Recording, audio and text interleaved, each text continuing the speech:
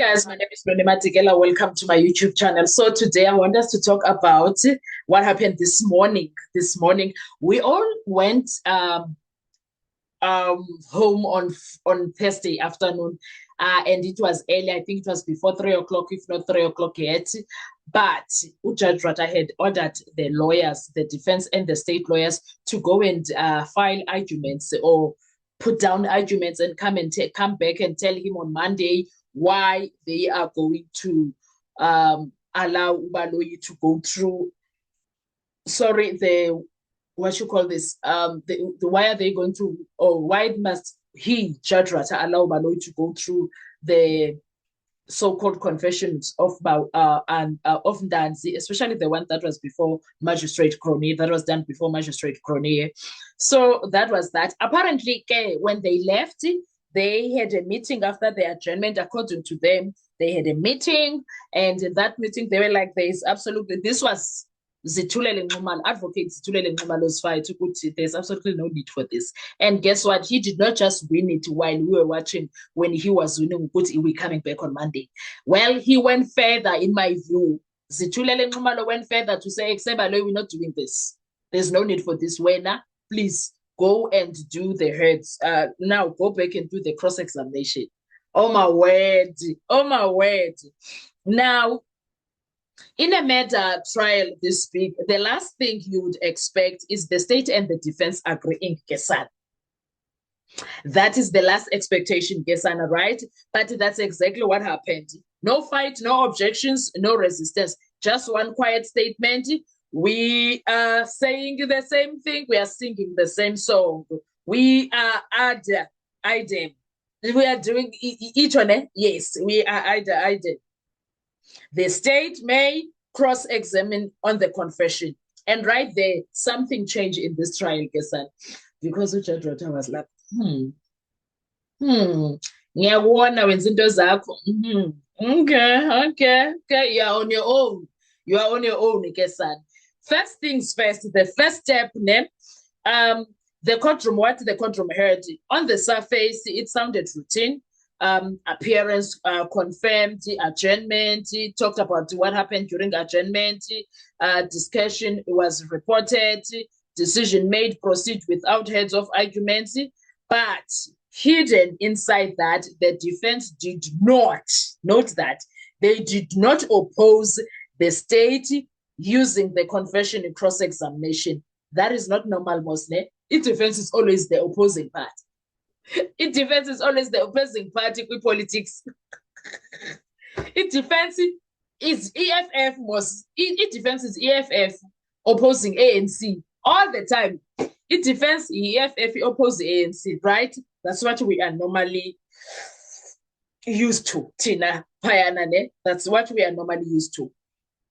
So namhlanje we had EFF and ANC saying, okay, we good, let's go together.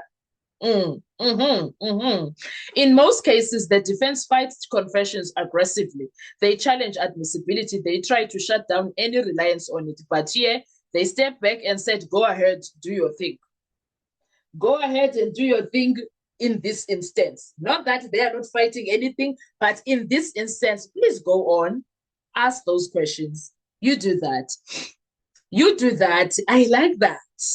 I like that Nxumalo is a winner at this point. Point number 2, now the law they are using, Ubaloyi quoted something.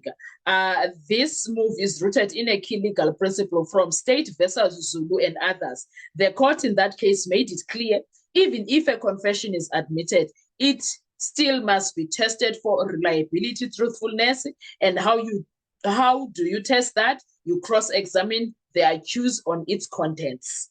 That's what Ubaloyi read for Judge Rata. I was like, oh, okay. Point number 3. Now, there is a trap that nobody is talking about here. Let's get into that. Here is where it gets dangerous for the state, Gesana. Because allowing cross-examination on the confession creates a double-edged sword. Double-edged sword. If the accused contradicts the confession, explains inconsistencies, raises coercion, the confession doesn't strengthen the case. It starts collapsing. That's where Baloyi is finding himself. Point number 4, the rule that limits everything. Let's not forget that the most important rule is the confession is ring-fenced. That means it only applies to the person who made it.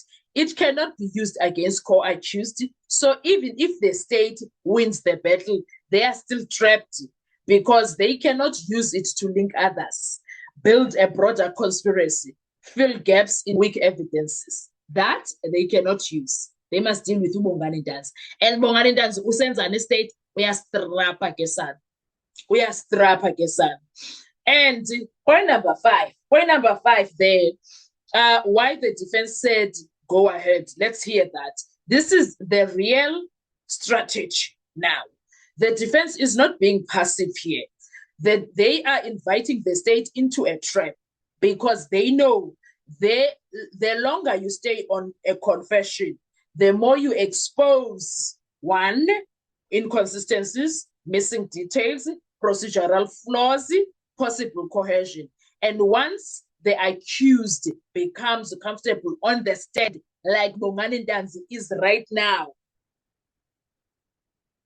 confidence grows, answers sharpen, the narrative stabilizes, and uBaloyi is there ke sana. Uvele ngonwele, so uvele ngonwele unzima because uNtanzi umbambe gawo ke sana. This wasn't an agreement. It was a gamble. The state believes the confession will hold. The defense believes the confession will break. And the moment both sides agreed to proceed, the confession stopped being evidence. It became a liability waiting to explode. And it's not going to explode for the defense, Kesan. It's going to explode for the state. That is exactly what Judge Ratha was trying to warn uBaloyi about. And Yena, he was too slow to understand. Then Judge Ratha cannot do anything for uBaloyi.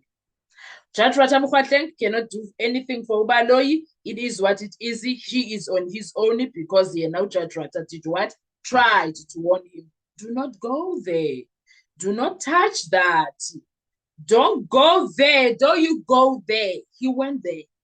Baloyi went there. And Judge Ratha is like, mfethu, uzimele, ungangifaki, andisahlangani, andingeni, you are on your own. That is where we are, Gesana, right now. I don't know about you. I feel like we are still going to see bombs of Iran. Iraq situation is going to about Putin. That's what we are going to witness, Kesan, or that's what we are going to see right now because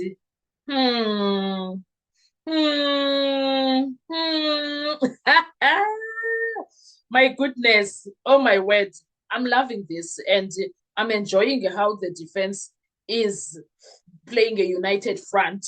I'm enjoying how the defense is not letting Baloyi make them feel like they are nothing. In fact, I think badlulile lapho because laba bayakwazi shem uHenvisha uBaloyi nento zakhe bayamkwazi. These guys have decided ukuthi asisadlali naye anymore uBaloyi because uBaloyi undermined even the defense at some point. Only now he is feeling the wrath of the defense. Only now. 2023, early 2024, oh my God, he undermined the hell out of it defense. And I cannot even appreciate how uRamsipile from being himself for 2023 to 2026, how he moved from stage 1, stage 2, stage 3, and where he is now, classic Sanalam. Oh, classical Sanalam. He deals with uBaloyi like nobody's business. Akamsabi lutho. Uzana is straight. Uyamhlafuna like nobody's business. And I am so happy with that. I don't want to even lie. I am very, very happy with that. I'm happy. uBaloyi, that is being treated like that by uRamsipile. I don't want to even lie. Anyway, what are your thoughts when it comes to all of this? Let's talk in the comment section. I want to hear your views. Thank you so much. Do enjoy your day. Bye-bye.